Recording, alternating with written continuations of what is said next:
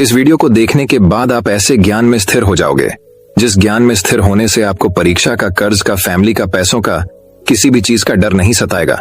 आप डरना ही भूल जाओगे। ऐसी सीख गौतम बुद्ध ने कई सालों पहले उस वक्त की पीढ़ी को क्यों दी थी? इसके पीछे का रहस्य क्या है? आज इसी रहस्य के बारे में हम गौतम बुद्ध की कहानियों के माध्यम से जानेंगे। तो बिना देर किए चलिए उन कहानियों की शुरुआत करते हैं। पहली कहानी, अपने डर को ताकत में बदलो। भीड़ भाड़ से अलग होकर जब भी कोई इंसान अपने साथ अकेले में समय बिताता है, तभी उसके दिमाग में नाना प्रकार की चिंताएं जन्म लेने लगती हैं। मनुष्य की प्रवृत्ति ही ऐसी है कि वो ज्यादातर समय नकारात्मक ही सोचता है। आपने लक्ष्य को कैसे प्राप्त किया जाए, ये सोचने की जगह है। वो ये सोचता है कि अगर लक्ष्य पूरा नहीं हुआ तो मैं क्या करूंगा, और इस प्रकार की नकारात्मक विचारधारा के कारण जीवन प्रांत डर डर कर जीता रहता है। अगर पूरी बुद्धिमानी और सजगता के साथ इस डर को समझा जाए तो यही डर इंसान के पतन का कारण बनता है। ऐसा मनुष्य जो खुद पर संशय करता है, खुद पर संदेह करता है, भला वो कैसे सफल हो सकता है? लेकिन बुद्धिमानी से अगर इस डर का उपयोग किया जाए तो यही डर उसकी सबसे बड़ी ताकत बन सकता है। काश केवल एक बार उसने खुद पर विश्वास किया होता तो उसे मालूम होता है कि उसके डर में ही उसकी ताकत का रहस्य छुपा हुआ है। ये कहकर सन्यासी चुप हो गया और चुपचाप अपने कदमों पर ध्यान लगाते हुए जंगली घास पे से आगे बढ़ने लगा। संध्या का समय था। सन्यासी और एक लकड़हारा जंगल में से होकर गांव की तरफ निकल रहे थे। सन्यासी के ये शब्द लकड़हारे को कुछ समझ में नहीं आए। वो सोच रहा था कि डर में ताकत कैसे हो सकती है। डर तो आदमी को कमजोर बनाता है, अपने मन की उत्सुकता को। जब वह काबू नहीं कर सका तो उसने सन्यासी से पूछा कि महात्मा, आप ये क्या कह रहे हैं कि डर में ताकत होती है? डर तो आदमी को कमजोर बनाता है, उसे तो अपना डर दूर करना चाहिए। लकड़हारा अपनी बात पूरी कर पाता उससे पहले ही उसे एक शेर की दहाड़ सुनाई दी। शेर की गर्जन सुनकर लकड़हारे का रोम रोम कौंप गया। उसके कान खड़े हो गए। जंगल से आती एक एक आहट उसे साफ सुनाई दे रही थी। उसके कदम वहीं पर जम गए थे। वो भी नहीं पा रहा था। उसे पता था कि थोड़ी सी हरकत उसकी जान जोखिम में डाल सकती है। उसका दिल तो तेजी के साथ धड़क रहा था, लेकिन फिर भी वो अपनी सांसों पर काबू पाने का प्रयास कर रहा था। कुछ देर बाद जब खतरा टल गया तब सन्यासी ने कहना शुरू किया। सन्यासी ने कहा कि अभी जब तुम डरे हुए थे तो तुम्हारे शरीर का रोम रोम जाग गया था। जंगल से आ रही छोटी से छोटी आहट पर भी तुम्हारा ध्यान लगा हुआ था। तो इस प्रकार अपने मन के डर के कारण तुम होश में आ पाए, तुम पूरा ध्यान लगा पाए। इससे पहले जब तक तुम्हें शेर की दहाड़ सुनाई नहीं दी थी तब तक तुम अपने विचारों में खोए हुए थे। लेकिन जैसे ही तुम्हें शेर की दहाड़ सुनाई दी वैसे ही तुम्हारे सारे विचार गायब होकर हम वर्तमान में उपस्थित हो गए थे। यदि तुम्हें अभी शेर से बचकर भागना होता या फिर उससे लड़ना होता तो तुम्हें अपने शरीर की वो क्षमता देखने को मिलती जो आज तक जीवन में तुमने खुद भी महसूस नहीं की होगी। जब कोई कुत्ता तुम्हारे पीछे दौड़ता है उस समय तुम्हारी जो रफ्तार होती है वो तुम्हारी आम जिंदगी से कहीं ज्यादा होती है। साधारण जीवन में तुम इतने तेज नहीं दौड़ पाओगे जितना कि एक कुत्ते के सामने दौड़ पाओगे। ये ताकत या कहें कि हमारे शरीर की क्षमता अभी देखने को मिलती है। जब हमारा मन डर में होता है, किसी डरावनी परिस्थिति में हमारा मस्तिष्क और हमारा शरीर अपने उच्चतम श्रेणी में काम करता है। जो काम तुम आम जिंदगी में नहीं कर पाते वो तुम्हें डरा कर कराया जा सकता है। जहां पर भी तुम्हें डर का एहसास होता है वहीं पर तुम्हारी इंद्रियां पूर्ण रूप से सक्रिय हो जाती हैं। तुम्हारे कानों की सुनने की क्षमता तेज हो जाती है, दृष्टि एकटक हो जाती है, पूरी सजग हो जाती है, सक्रियता बढ़ जाती है। और जैसे जैसे वो डर खत्म होता है वैसे वैसे तुम सुप्त अवस्था में चले जाते हो। तुम सो जाते हो और तुम्हारे इंद्रिय फिर से आराम की स्थिति में चली जाती है। सन्यासी ने लकड़हारे से कहना जारी रखा कि परीक्षा से एक दिन पहले जो याद करने की तुम्हारी गति होती है वो साधारण याद करने की क्षमता से कहीं तेज होती है।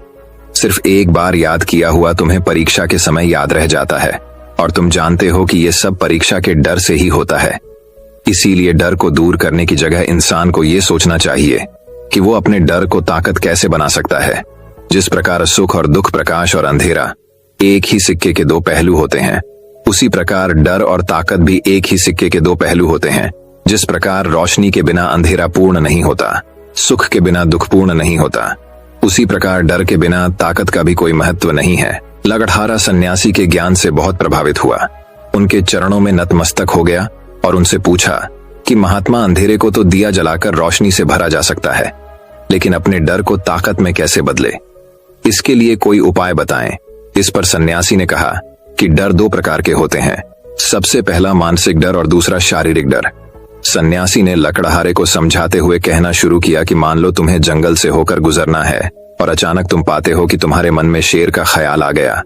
अभी तक प्रत्यक्ष रूप में शेर तुम्हारे सामने नहीं आया है ना, उसकी दाढ़ सुनाई दी है, मतलब दूर दूर तक कोई संदेशा नहीं है कि जंगल में शेर मौजूद है, लेकिन शेर का ख्याल आने से तुम्हारे मन में एक डर पनप गया। अब तुम्हारा उठने वाला एक एक कदम उसी डर से अभिभूत होगा। हर समय तुम्हारे मन में यही ख्याल चलेगा कि कहीं शेर ना जाए। ये शेर वर्तमान में तुम्हारे सामने नहीं है, यह तुम्हारी बहुविषय की कल्पना है। इसी प्रकार जो मनुष्य अतीत और भविष्य की चिंताओं में डूबा रहता है वो मानसिक डर का शिकार होता चला जाता है। इसी विडंबना के कारण वो अपने जीवन में जीतने भी निर्णय लेता है। वो सारे मानसिक डर से ग्रसित होते हैं। इसीलिए ज्यादातर मनुष्य पूर्ण रूप से अपने निर्णय पर भरोसा नहीं कर पाते हैं और यही निर्णय या फिर फैसले जो आधे मन से लिए जाते हैं मनुष्य के कार्य को पूरा नहीं होने देते। लेकिन यह भी सत्य है कि मानसिक डर के कारण ही इंसान अपनी तैयारी पूरी करता है। अगर तुम्हारे मन में शेर का ख्याल नहीं आएगा तो तुम शेर से सुरक्षा के लिए कोई भी कदम नहीं उठाओगे, लेकिन अगर तुम्हें शेर का ख्याल आ गया तो तुम उससे सुरक्षा के लिए कोई ना कोई तरीका जरूर अपनाओगे। तो इसीलिए मानसिक डर बेकार नहीं होता, वो आपकी सुरक्षा को और ज्यादा मजबूत भी करता है। लेकिन समस्या तब शुरू होती है जब आप चाहकर भी कुछ नहीं कर सकते, लेकिन उसके बावजूद आप मानसिक डर झेल रहे होते हो। उदाहरण के लिए कुछ मनुष्य हमेशा ये सोचते रहते हैं कि उन्हें कोई बीमारी ना हो जाए, कहीं उनके साथ कोई दुर्घटना घट जाए, कहीं उनके साथ कोई धोखा ना कर दे। लेकिन इन सब घटनाओं पर उनका कोई जोर नहीं होता है, ये उनके हाथ में नहीं होता है। अगर दुर्घटना होनी होगी तो होगी ही, अगर बीमारी होनी होगी तो होगी ही। अच्छा खान पान और अच्छी दिनचर्या का पालन करने के बाद भी अगर कोई मनुष्य बीमार हो जाता है तो ये उसके नियंत्रण के परे की बात है। अपनी तरफ से उसने पूरी कोशिश की और यही उसका कर्तव्य था। उसमें कोई कुछ क्या कर सकता है। जो घटनाएं इंसान की पहुंच के परे होती है वो उनसे भी परेशान होता रहता है, उनसे भी उसका मन घबराता रहता है और यही मानसिक डर उसके पतन का कारण बनता है। और यही मानसिक डर अगर सही तरीके से इस्तेमाल किया जाए तो मनुष्य समझदार और अनुभवी कहलाएगा। जो इंसान ये सोचता है कि कांटे सिर्फ दर्द देने के लिए ही बने हैं, वो ये भूल जाता है कि कांटे ही फूलों की रक्षा करते हैं।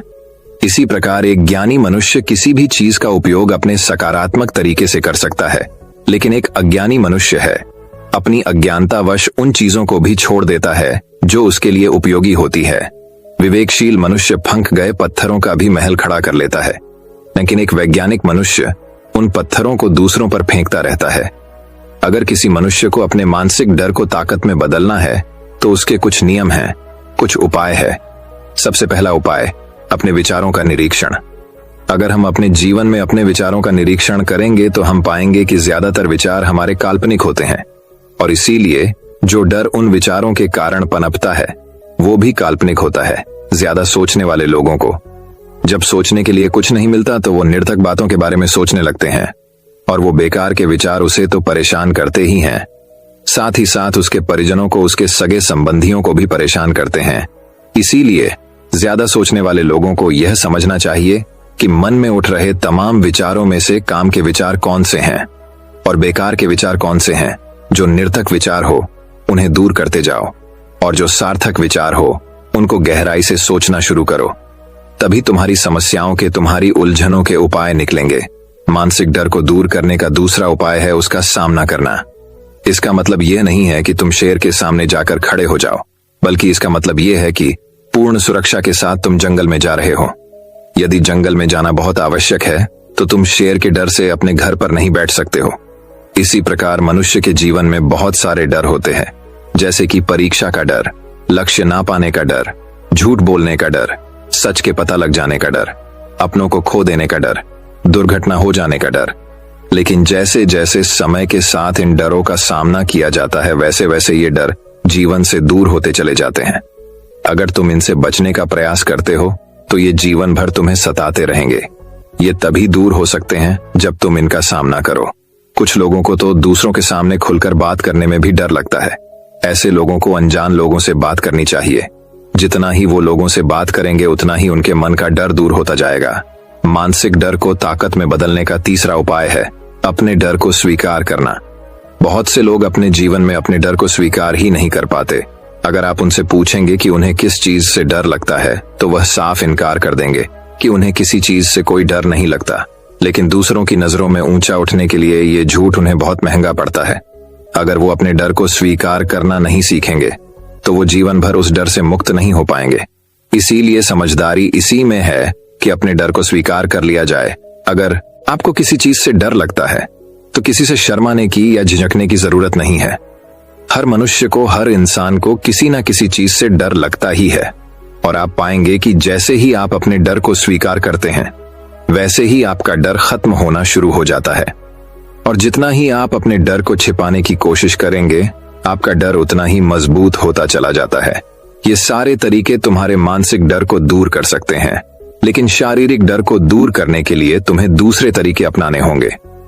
सबसे पहले ये समझो कि शारीरिक डर कौन सा होता है। मान लो तुम किसी जंगल से गुजर रहे हो और अचानक तुम्हारे सामने शेर आ जाता है। तुमने पहले नहीं सोचा था कि शेर तुम्हारे सामने आ सकता है, लेकिन जब वो तुम्हारे सामने आता है तो तुम्हारी सारी शारीरिक गतिविधियां शिथिल हो जाती है। तुम्हारी सांसें अटक जाती हैं, मस्तिष्क काम करना बंद कर देता है और तुम्हारा दिल तेजी के साथ धड़कने लगता है। तो इसीलिए जब बिन सोची बात हमारे साथ घटित होती है तो हमारा शरीर उस डर को महसूस कर पाता है और वही सारा डर कहलाता है। ऐसे समय में शारीरिक डर को दूर करने के कुछ उपाय है, कुछ तरीके हैं। सबसे पहला उपाय तो यही है कि अपने ऊपर संयम रखें। जब किसी मनुष्य के साथ बिन सोची बात घटती है तो सबसे पहले उसका संयम टूट जाता है और संयम टूटने के साथ उसका मस्तिष्क काम करना बंद कर देता है और इसी वजह से सोचने और समझने की प्रक्रिया भी रुक जाती है, क्योंकि हमारा शरीर उसी प्रकार कार्य करेगा जिस प्रकार हमारा मस्तिष्क उसे निर्देश देगा। अगर मस्तिष्क की सोचने समझने की शक्ति खत्म हो गई तो हमारा शरीर भी शिथिल हो जाता है। तो इसीलिए अगर कठिन समय में मनुष्य अपने ऊपर संयम रखता है तो उसका मस्तिष्क सही तरीके से काम करता है और वो सही निर्णय लेकर उस परिस्थिति से तत्काल बाहर आ सकता है। यहाँ पर दूसरा उपाय समझने का ये है कि जीवन में कुछ भी घटित हो सकता है। जीवन बड़ा चमत्कारिक होता है, वो हमारी सोच के अनुरूप नहीं चलता, बल्कि उसमें कुछ भी हो सकता है और यही जीवन की खूबसूरती होती है। अगर आपको आज ही पता चल जाए कि आने वाले 10 साल में क्या होने वाला है तो आपकी जीवन में से रुचि खत्म हो जाएगी। लेकिन अगर जीवन एक रहस्यमयी किताब की तरह बना रहेगा तो आप अपने जीवन से कभी नहीं थकेंगे। आपका जीवन आपको आश्चर्यचकित करता रहेगा। इसीलिए यह समझो कि जीवन में कुछ भी घटित हो सकता है, तुम्हारी सोच से परे भी घटित हो सकता है। इसीलिए कुछ अनुमान मत लगा लेना किसी सोच को लेकर। सन्यासी ने अपनी बात खत्म करते हुए कहा कि इन तरीकों से तुम अपने मानसिक और शारीरिक डर को दूर कर सकते हो और आनंद से भरा हुआ जीवन जी सकते हो। तो दोस्तों, कैसी लगी ये कहानी? आपको कमेंट सेक्शन में कमेंट करके जरूर बताना। तो दर्शकों, अब चलिए दूसरी कहानी की शुरुआत करते हैं। दूसरी कहानी भगवान गौतम बुद्ध कहानी। उत्तरी भारत का एक शहर श्रावस्ती। वह शहर भगवान बुद्ध के लिए एक महान संसाधन केंद्र था। बहुत से लोग वहां ध्यान के लिए रुकते थे और धर्म पर व्याख्यान सुनते थे। इन व्याख्यानों को सुनने के बाद एक युवक रोज शाम को धार्मिक चर्चा के लिए आता था। यह क्रम वर्षों से चल रहा था। वे नियमित रूप से बुद्ध के प्रवचन सुनते थे, लेकिन उन्होंने इसे कभी अपने जीवन में नहीं उतारा। कुछ वर्षों के बाद एक बार यह युवक व्याख्यान के लिए सब लोगों से पहले आया। तब बुद्ध अकेले बैठे थे। फिर वह बुद्ध से मिला और बोला, गुरुवर्य, एक सवाल मुझे लगातार परेशान कर रहा है और मेरे मन में संदेह पैदा कर रहा है। तब भगवान बुद्ध बोले कि धर्म के मार्ग पर चलते हुए किसी भी प्रकार का संशय व्यर्थ है, उसे दूर करें। आपके पास क्या सवाल है? गुरुवर्य, मैं आपके व्याख्यान में कई वर्षों से आ रहा हूं। मैं देखता हूं कि हमारे आसपास अनेक साधु, भिक्षुणियां और बड़ी संख्या में सामान्य सांसारिक स्त्री पुरुष आते हैं। मैं उन्हें सालों से देख रहा हूं। कुछ साधक ने इस रास्ते पर बहुत प्रगति की है। मैं स्वयं देखता हूं कि उनमें से कुछ को निर्वाण की भी अनुभूति हुई होगी। हालांकि कुछ लोगों को निर्वाण का एहसास नहीं हुआ है, लेकिन उनके जीवन में काफी बदलाव आया है। और गुरुवर्य, साथ ही मैं ऐसे बहुत से लोगों को देखता हूं जो बिल्कुल भी नहीं बदले हैं। मैं उनमें शामिल हूं। इनमें से कुछ तो काफी जर्जर नजर आ रहे हैं। उनमें कुछ भी नहीं बदला है या बदलाव के कोई संकेत नहीं है। गुरुवर्य, ऐसा क्यों हो रहा है? आप जैसे शक्तिशाली, निर्वाण, साक्षात्कारी, दयालु संत को उन्हें मुक्त करने के लिए अपनी शक्ति और करुणा का उपयोग क्यों नहीं करते? महापुरुष भगवान बुद्ध मुस्कुराए और युवक से पूछा, तुम कहां रहते हो? आपका मूल गांव कौन सा है? गुरुवर्य, मैं इस कौशल साम्राज्य की राजधानी श्रावस्ती में रहता हूं। युवक बोला, परंतु देखने से हमें यह नहीं लगता कि तुम इस क्षेत्र के निवासी हो, तो तुम मूल रूप से कहां के हो? भगवान बुद्ध ने युवक को पूछा। गुरुवर्य, मैं मूल रूप से मगध देश की राजधानी राजगिरी का रहने वाला हूं। तो क्या तुमने राजगिरी से नाता तोड़ लिया है? नहीं गुरुवर्य, मेरे कई रिश्तेदार हैं वहां, मेरे दोस्त और परिवार वाले वहां हैं और मेरा बिजनेस भी वहीं है, तो निश्चित रूप से अक्सर श्रावस्ती से राजगिरी जाते होंगे। हाँ गुरुवर्य, साल में कई बार राजगिरी जाता हूं और श्रावस्ती को लौटता हूं। कई बार एक ही रास्ते से जाकर आपको इस रास्ते का सब ज्ञान होगा और आप यहां से राजगिरी का रास्ता अच्छी तरह जानते होंगे। हाँ गुरुवर्य, मैं अगर अपनी आंखें बंद करके भी इस मार्ग से जाऊंगा तो पूरा मार्ग बता सकता हूं, क्योंकि मैं इस रास्ते से बहुत बार गुजरा हूं। सभी करीबी दोस्त और रिश्तेदार जानते हैं कि मुझे राजगिरी की सड़क का पूरा ज्ञान है। तब भगवान बुद्ध बोले कि जब ये लोग राजगिरी जाना चाहते हैं तो वे आपसे इस मार्ग के बारे में पूछते हैं। क्या तुम उनसे उस मार्ग के बारे में बातें छिपाते हो? क्यों साफ साफ रास्ता बताते हैं ताकि वे समझ सकें? क्या यह संभव है? गुरुवर्या, मैं उसे स्पष्ट रूप से समझाता हूं कि पूर्व की ओर चलना शुरू किया और गया पहुंचने के लिए आगे बढ़े, और यह भी कि आप बहुत ही सरल और समझने योग्य शब्दों में राजगिरी जाएंगे। मैं उन्हें स्पष्ट और सरल तरीके से मुझे जो कुछ पता है वो सब सच बताता हूं, तो बताने के बाद सब लोग राजगिरी बहुत आसानी से पहुंचते होंगे। भगवान बुद्ध बोले, गुरुवर्य, कहना थोड़ा कठिन है। जो लोग आदि से अंत तक इस मार्ग का अनुसरण करते हैं, जैसा कि मैंने उन्हें बताया है, वे राजगिरी तक पहुंच सकते हैं। यही मैं आपको बताना चाहता हूं युवा सज्जन। मेरे पास बहुत से लोग आते हैं क्योंकि मैं यहां से निर्वाण को गया हूं। मैं मार्ग को भली भांति जानता हूं।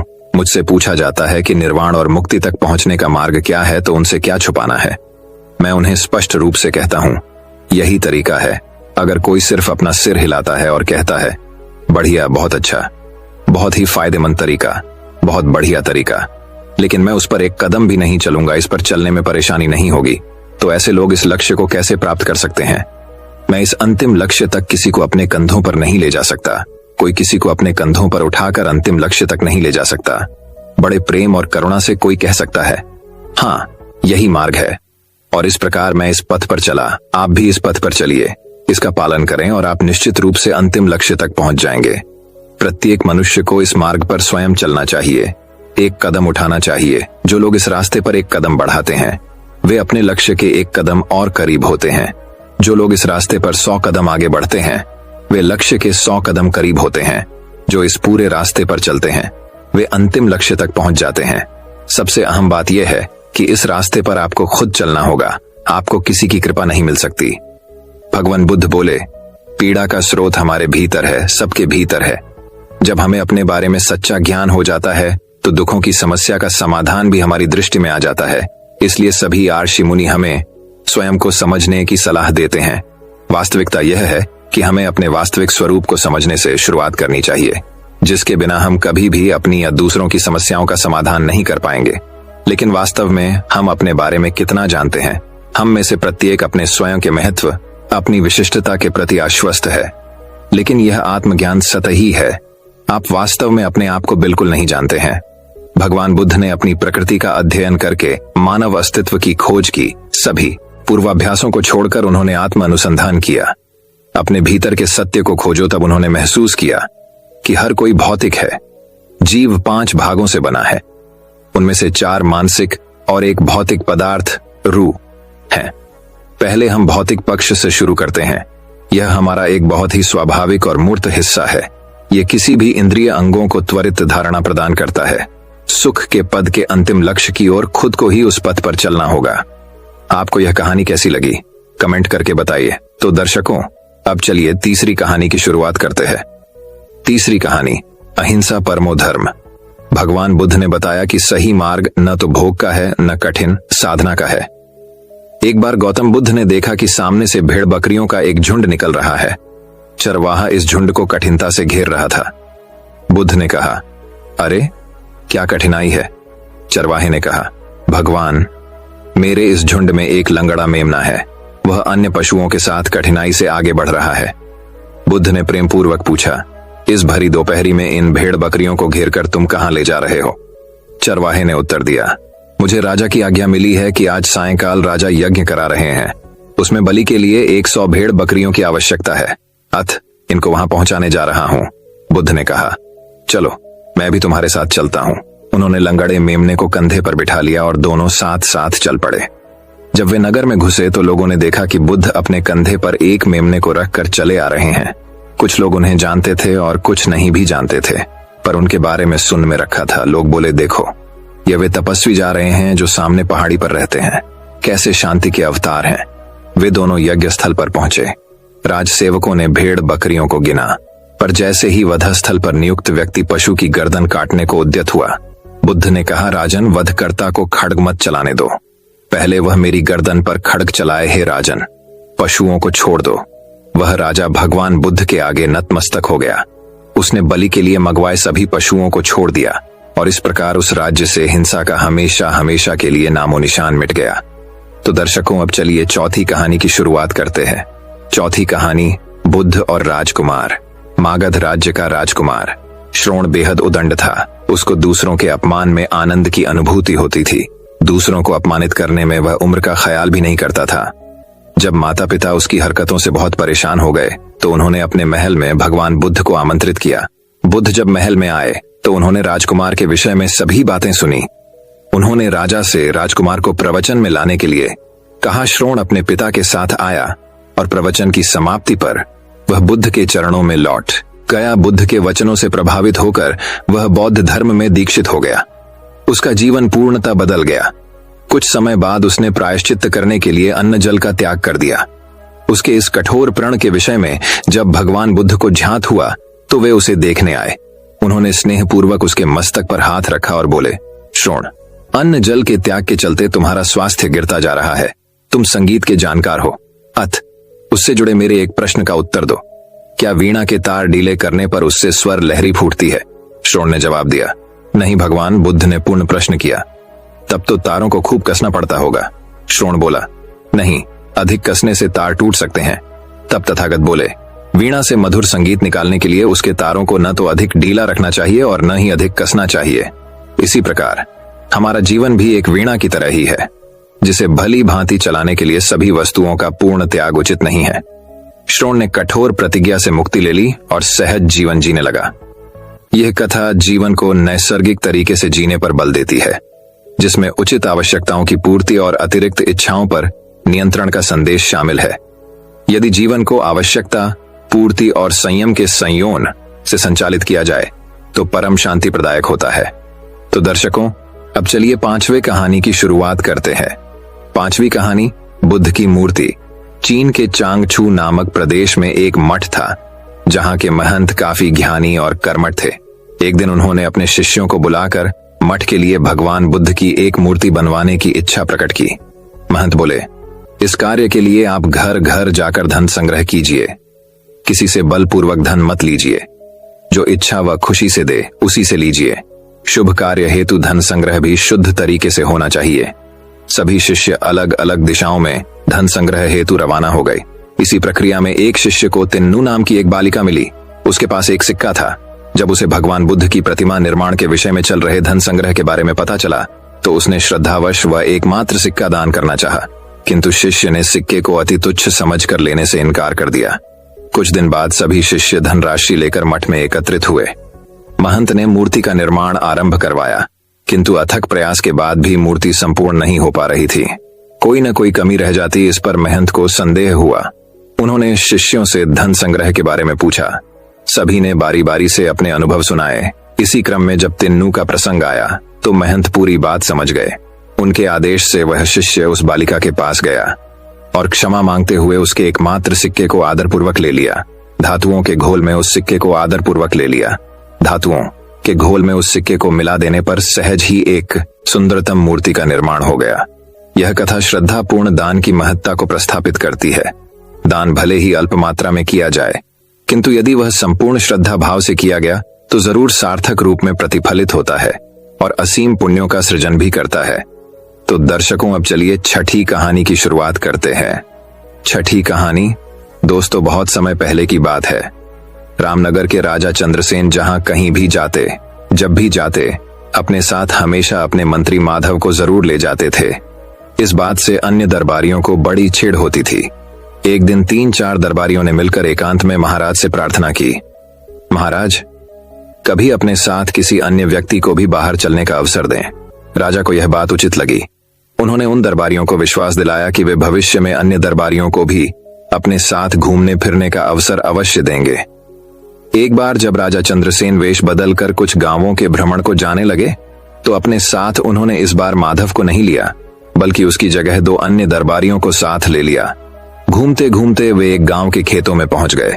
खेत से हटकर एक झोपड़ी थी जहां कुछ किसान बैठे गपशप कर रहे थे। राजा और अन्य लोग उन किसानों के पास पहुंचे और उनसे पानी मांगकर पिया। फिर राजा ने किसानों से पूछा, कहो भाई लोगों, तुम्हारे गांव में कोई व्यक्ति कष्ट में तो नहीं है?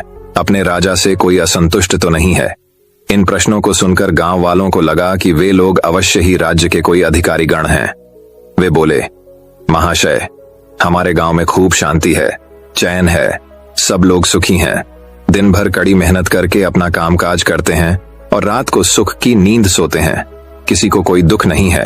राजा चंद्रसेन अपनी प्रजा को अपनी संतान की तरह प्यार करते हैं, इसलिए राजा से असंतुष्ट होने का सवाल ही नहीं पैदा होता। इस गांव के लोग राजा को कैसा समझते हैं? राजा ने एक और प्रश्न किया। राजा के इस सवाल पर एक बूढ़ा किसान उठा और ईख के खेत में से एक मोटा सा गन्ना तोड़ लाया। उस गन्ने को राजा को दिखाता हुआ वह बूढ़ा किसान बोला, श्रीमान जी, हमारे राजा चंद्रसेन बिल्कुल इस गन्ने जैसे हैं। अपनी तुलना एक गन्ने से होती देख राजा चंद्रसेन सकपका गए। उनकी समझ में यह बात बिल्कुल भी न आई कि इस बूढ़े किसान की बात का अर्थ क्या है। उनको यह भी समझ में न आया कि इस गांव के रहने वाले अपने राजा के प्रति क्या विचार रखते हैं। राजा चंद्रसेन के साथ जो अन्य साथी थे, राजा ने उन साथियों से पूछा, इस बूढ़े किसान के कहने का क्या अर्थ है? साथी राजा का यह सवाल सुनकर एक दूसरे का मुंह देखने लगे। फिर एक साथी ने हिम्मत की और बोला, महाराज, इस बूढ़े किसान के कहने का साफ मतलब यही है कि हमारे राजा इस मोटे गन्ने की तरह कमजोर हैं। उसे जब भी कोई चाहे एक झटके में उखाड़ सकता है, जैसे कि मैंने यह गन्ना उखाड़ लिया है। राजा ने अपने साथी की इस बात पर विचार किया तो राजा को यह बात सही मालूम हुई। वह गुस्से से भर गए और इस बूढ़े किसान से बोले, तुम शायद मुझे नहीं जानते कि मैं कौन हूं। राजा की क्रोध से भरी वाणी सुनकर वह बूढ़ा किसान डर के मारे थर थर कांपने लगा। तभी झोपड़ी में से एक अन्य बूढ़ा उठ खड़ा हुआ और बड़े नम्र स्वर में बोला, महाराज, हम आपको अच्छी तरह जान गए हैं, पहचान गए हैं, लेकिन हमें दुख इस बात का है कि आपके साथी ही आपके असली रूप को नहीं जानते। मेरे साथी किसान के कहने का मतलब यह है कि हमारे महाराज अपनी प्रजा के लिए तो गन्ने के समान कोमल और रसीले हैं, किंतु दुष्टों और अपने दुश्मनों के लिए महानतम कठोर भी। उस बूढ़े ने एक कुत्ते पर गन्ने का प्रहार करते हुए अपनी बात पूरी की। इतना कहने के साथ ही उस बूढ़े ने अपना लबादा उतार फेंका और अपनी नकली दाढ़ी मूछें उतारने लगा। उसे देखते ही राजा चौंक पड़े। माधव, तुमने यहां भी हमारा पीछा नहीं छोड़ा। तुम लोगों का पीछा कैसे छोड़ता भाई? अगर मैं पीछा न करता तो तुम इन सरल हृदय किसानों को मौत के घाट ही उतरवा देते, महाराज के दिल में क्रोध का ज्वार पैदा करते। सो अलग, तुम ठीक ही कह रहे हो माधव। मूर्खों का साथ हमेशा दुखदायी होता है। भविष्य में मैं कभी तुम्हारे अलावा किसी और को साथ नहीं रखा करूंगा। उन सब की आपस की बातचीत से गांव वालों को पता चल ही गया था कि उनकी झोपड़ी पर स्वयं महाराज पधारे हैं और भेष बदलकर पहले से उनके बीच बैठा हुआ आदमी ही माधव है। तो वे उनके स्वागत के लिए दौड़ पड़े। कोई चारपाई उठवाकर लाया तो कोई गन्ने का ताजा रस निकाल कर ले आया। गांव वालों ने बड़े ही मन से अपने मेहमानों का स्वागत किया, उनकी आव भगत की। राजा चंद्रसेन राय उन ग्रामवासियों का प्यार देखकर आत्मविभोर हो गए। माधव की चोट से आहत हुए दरबारी मुंह लटकाए हुए जमीन कुरेदते रहे और माधव मंद मंद मुस्कुरा रहे थे। दोस्तों, इस कहानी से हमें यह सीख मिलती है कि बुद्धिमान व्यक्ति के साथ रहना जीवन में जरूरी है, क्योंकि मूर्ख व्यक्ति हमेशा आपको गलत राह ही दिखाएंगे। तो दर्शकों, अब चलिए 7वीं कहानी की शुरुआत करते हैं। 7वीं कहानी। दोस्तों, अगली कहानी की शुरुआत कुछ इस प्रकार होती है। समय के साथ साथ राजा चंद्रसेन राय की माता बहुत अवार्ध हो गई थी। एक बार वह बहुत बीमार पड़ गई। उन्हें लगा कि अब वे शीघ्र ही मर जाएंगी। उन्हें आम से बहुत लगाव था, इसलिए जीवन के अंतिम दिनों में वे आम दान करना चाहती थीं। सो उन्होंने राजा से ब्राह्मणों को आमों को दान करने की इच्छा प्रकट की। वह समझती थी कि इस प्रकार दान करने से उन्हें स्वर्ग की प्राप्ति होगी। सो कुछ दिनों बाद राजा की माता अपनी अंतिम इच्छा की पूर्ति किए बिना ही अमरार्थियों को प्राप्त हो गईं। उनकी अमरार्थियों के बाद राजा ने सभी फिवदान ब्राह्मणों को बुलाया और अपनी मां की अंतिम अपूर्ण इच्छा के बारे में बताया। कुछ देर तक चुप रहने के पश्चात ब्राह्मण बोले, यह तो बहुत ही बुरा हुआ महाराज। अंतिम इच्छा के पूरा न होने की दशा में तो उन्हें मुक्ति ही नहीं मिल सकती, वे प्रेत योनि में भटकती रहेंगी। महाराज, आपको उनकी आत्मा की शांति का उपाय करना चाहिए। तब महाराज ने उनसे अपनी माता की अंतिम इच्छा की पूर्ति का उपाय पूछा। ब्राह्मणों बोले, उनकी आत्मा की शांति के लिए आपको उनकी पुण्यतिथि पर सोने के आमों का दान करना पड़ेगा। अतः राजा ने मां की पुण्यतिथि पर कुछ ब्राह्मणों को भोजन के लिए बुलाया और प्रत्येक ब्राह्मण को सोने से बने आम दान में दिए। जब माधव को यह पता चला तो वह तुरंत समझ गया कि ब्राह्मणों लोग राजा की सरलता तथा भोलेपन का उठा रहे हैं। सो उसने उन ब्राह्मणों को पाठ पढ़ाने की एक योजना बनाई। अगले दिन माधव ने ब्राह्मणों को निमंत्रण पत्र भेजा। उसमें लिखा था कि माधव भी अपनी माता की पुण्यतिथि पर दान करना चाहता है, क्योंकि वह भी अपनी एक अधूरी इच्छा लेकर मरी थी। जब से उसे पता चला है कि उसकी मां की अंतिम इच्छा पूरी न होने के कारण प्रेत योनि में भटक रही होंगी, वह बहुत ही दुखी है और चाहता है कि जल्दी उसकी मां की आत्मा को शांति मिले। ब्राह्मणों ने सोचा कि माधव के घर से भी बहुत अधिक दान मिलेगा, क्योंकि वह शाही विदूषक है। सभी ब्राह्मण निश्चित दिन तेनालीराम के घर पहुंच गए। ब्राह्मणों को स्वादिष्ट भोजन परोसा गया। भोजन करने के पश्चात सभी दान मिलने की प्रतीक्षा करने लगे। तभी उन्होंने देखा कि माधव लोहे के सलाखों को आग में गर्म कर रहा है। पूछने पर माधव बोला, मेरी मां फोड़ों के दर्द से परेशान थी। एमआरआरटीयू के समय उन्हें बहुत तेज दर्द हो रहा था। इससे पहले कि मैं गर्म सलाखों से उनकी सिकाई करता, वह मर चुकी थी। अब उनकी आत्मा की शांति के लिए मुझे आपके साथ वैसा ही करना पड़ेगा जैसी कि उनकी अंतिम इच्छा थी। यह सुनकर ब्राह्मण बौखला गए। वे वहां से तुरंत चले जाना चाहते थे। वे गुस्से में तेनालीराम से बोले कि हमें गर्म सलाखों से दागने पर तुम्हारी मां की आत्मा को शांति मिलेगी? नहीं महाशय, मैं झूठ नहीं बोल रहा। यदि सोने के आम दान में देने से महाराज की मां की आत्मा को स्वर्ग में शांति मिल सकती है, तो मैं अपनी मां की अंतिम इच्छा क्यों नहीं पूरी कर सकता? ये सुनते ही सभी ब्राह्मण समझ गए कि माधव क्या कहना चाहता है।